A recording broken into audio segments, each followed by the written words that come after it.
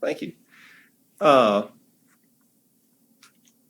lot of times, we already had an earlier talk about harvesting at the right soybean maturity and moisture levels. But a lot of times, we end up with green leaves and stems at harvest. You can see in this picture where the pods are mature, in fact, probably past maturity, but yet you still got a lot of green leaves and stems in there. They can really interfere with harvest and slow you down quite a bit. Of course, you get the juice, the moisture out of those leaves and stems can add to the moisture in the load as you carry it to the elevator. And if you try to wait too long on those leaves to fall off, you may end up losing a lot of soybeans, both in quantity and quality at the elevator. We've looked at a lot of possible causes for that. Dr. Ed Sikora and I have had quite a few experiments around the state in the last few years. In fact, there's a national effort going on trying to find out the really causes of green stem at harvest time with soybeans, because it's becoming a problem all across the soybean growing areas in the U.S. There's a lot of different causes or possible causes. One big one we found out is varieties. Some varieties are more prone to hang on to leaves longer than others. Weather can have a big factor. When you get rains, it seems like particularly you start getting a lot of rain as soybeans just begin to mature. It seems to kind of make them want to hold on just a little bit longer, maybe fill out those seeds just a little bit more. Fungicides have been talked about quite a bit as causes of green stem and leaves at harvest time. But according to our research that Dr. Sikora and I have done, it's a fairly minor effect compared to some of the other factors, particularly the varieties and the weather and their interaction. But also things like insect damage, particularly to the pods and particularly stink bugs. Anything that decreases the load,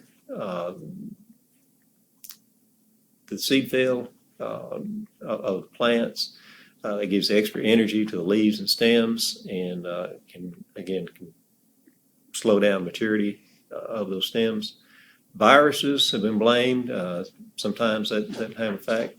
But a lot of times it's a combination of some or all of the above, and probably most of the time it's some combination of a couple or three or four factors all together at one time. So it's really hard to pinpoint exactly what happened, say 2 or 3 weeks ago, to cause that. With this effect, a lot of times with the green stems and leaves can require much slower harvest. We've done some on-farm trials where we've had heavy green stem and leaves out there, where the combine is slowed down to much less than 1 mile an hour. Just tremendous amounts of fuel, wear and tear in the combine.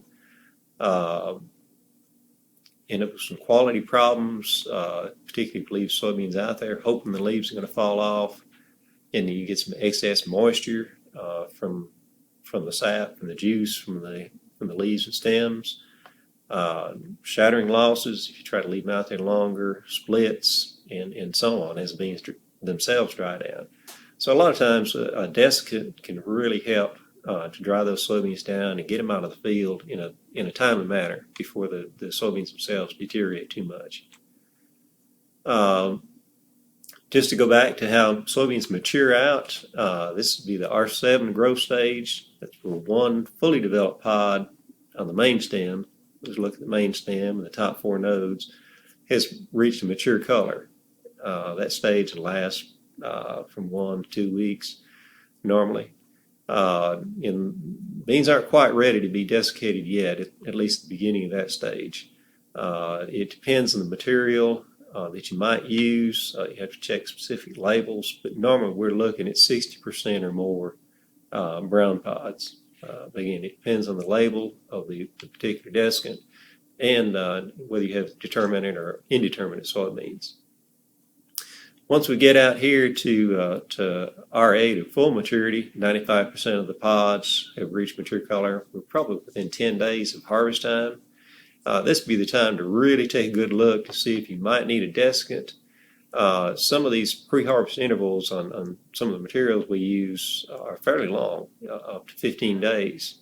So if you think you might need it, it'd be a good idea to go ahead and use a desiccant now.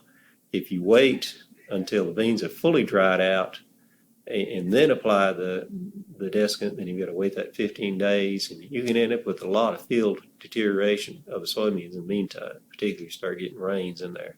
So that's probably the biggest mistake I see farmers make with desiccants is they wait until they actually try to get the combine in the field and then find out there's just too much green matter out there, and then apply the desiccant, and then they have to wait that 15 days.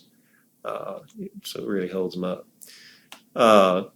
One thing to note is these desiccants or harvest aid materials can help drive soybeans and weeds, but really not much effect on the green seed itself. Can help with harvest timeliness, efficiency, but there's no materials that we use that can really speed up the seed maturity. If you have a green bean in a pod, it's going to mature out at its own rate according to the weather and variety and so on. But there's nothing you can use to really speed up that green seed. If you try to harvest it green, it can end up going into the bin as a green bean and potentially a discount. There's just a few materials that are actually labeled as harvest aids. I'm noted here, AIM, one of them, minimum 3 days post-harvest, pre-harvest interval, glyphosate, particularly for non-Roundup ready beans, 7 days pre-harvest interval, but really it takes about 2 weeks to have full effect as far as drying down the soybeans.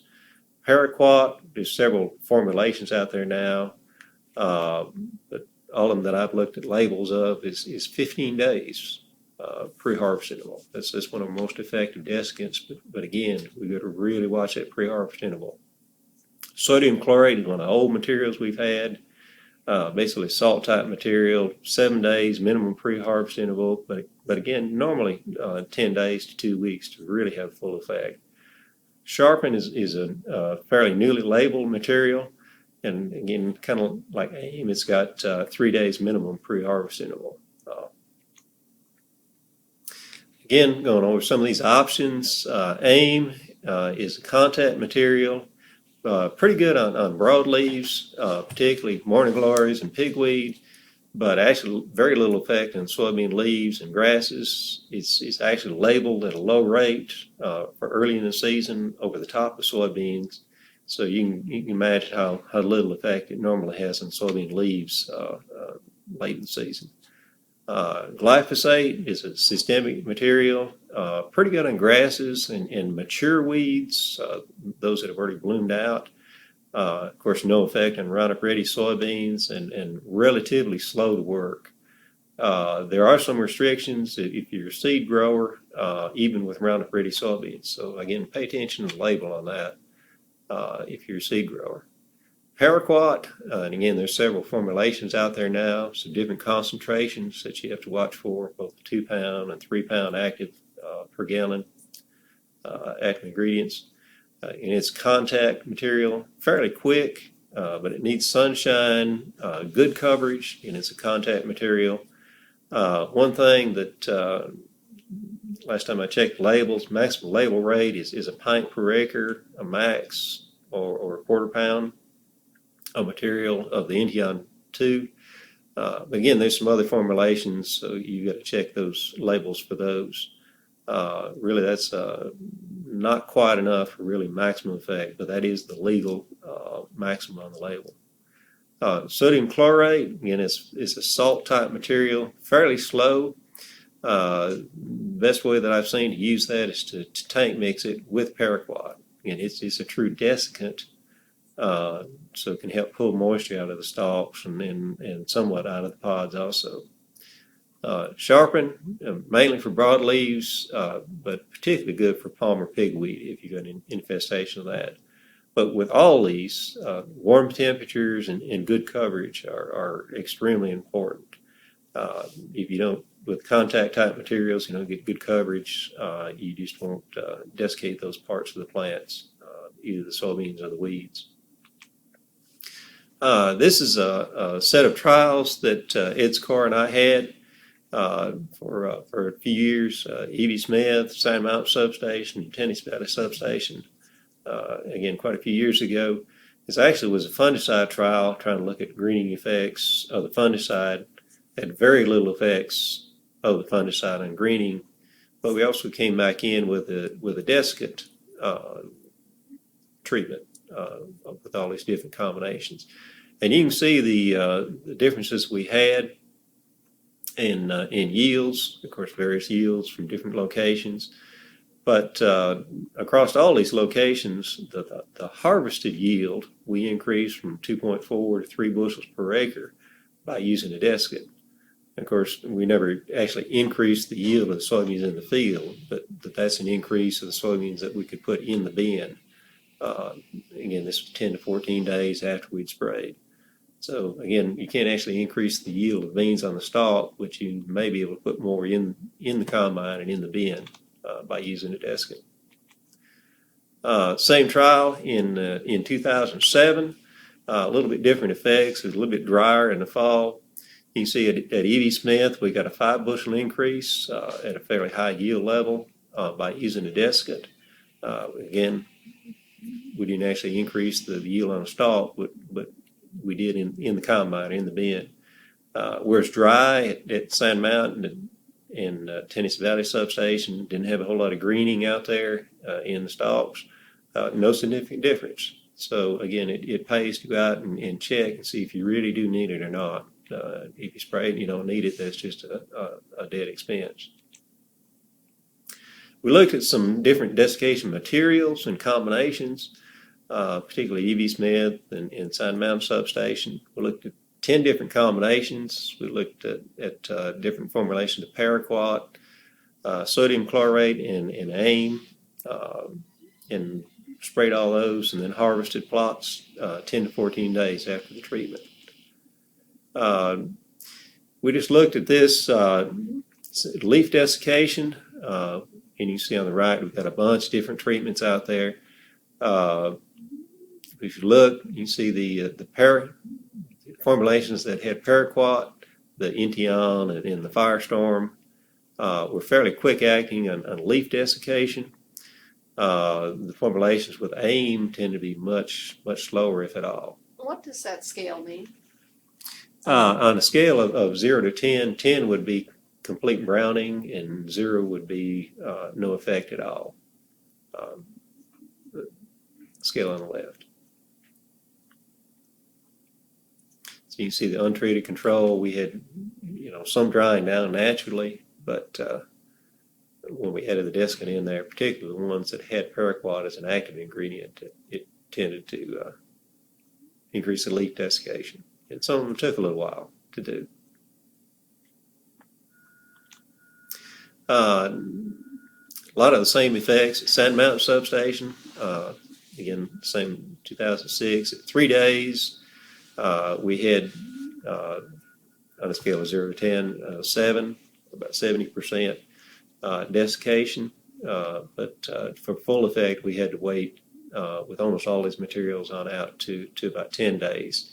And you can see the formulations that had either straight AIM with the red bar or even the AIM plus Roundup, just not a whole lot of leaf desiccation out there. I think we got some burning from the crop oil, but the AIM itself really has not much effect out there.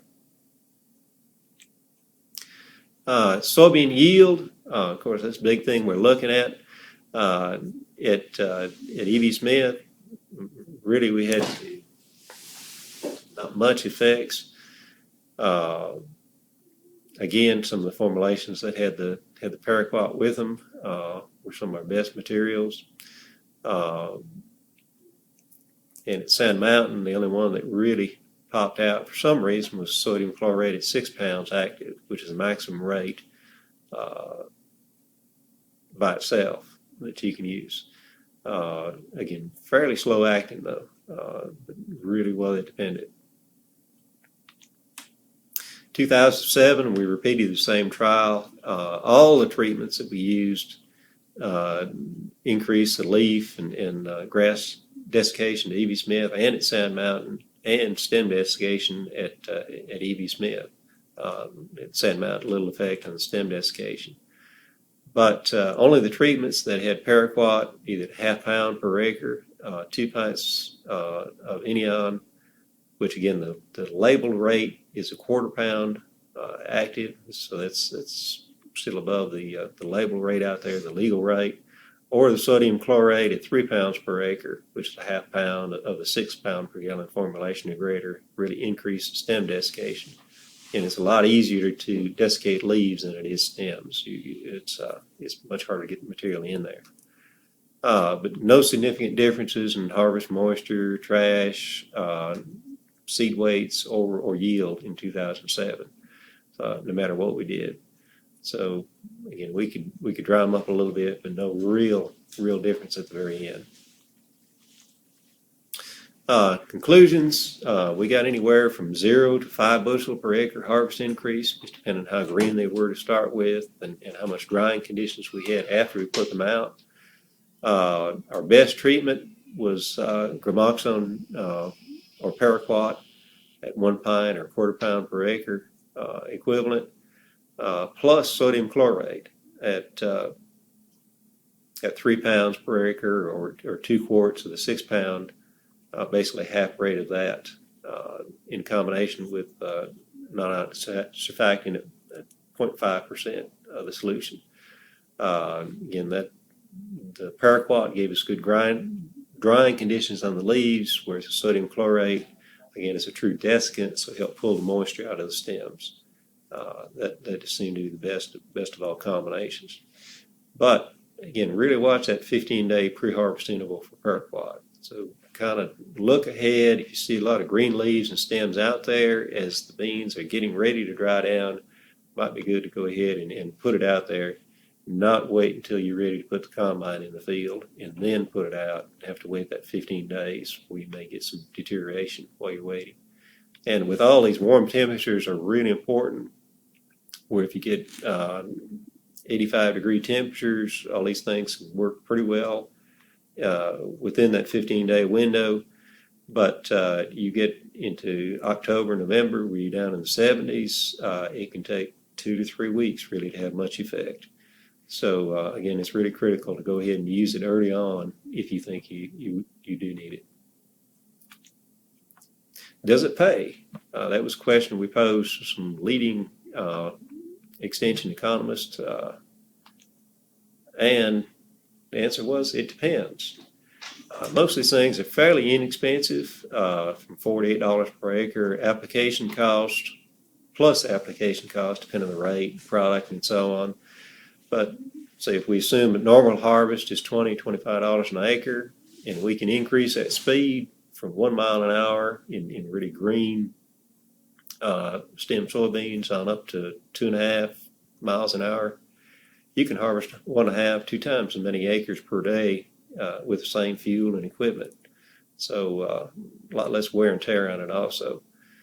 Basically saving somewhere around $10 an acre on harvest costs, plus a lot more timely harvest. You can get them in the bin before you start getting more rains and deterioration on them, less shattering, deterioration, harvesting in the mud, and so on.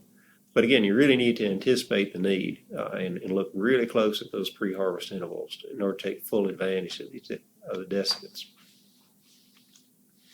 With that, I'll stop and answer any questions. All right. That was really interesting, Dennis. It's a lot to think about in terms of how far ahead you have to think in order to be ready to go when the soybeans hit that magic 13% if you don't have your drying capacity and all. And also, I think that's really important to think about the very fact that you could reduce your combining harvesting costs by being able to go faster. This is perhaps something that people don't think about. They might look and see, was there a difference in yield? But then really you're wanting to be looking at that bottom line, is there a difference in profit just because of that? So That was really Definitely. interesting.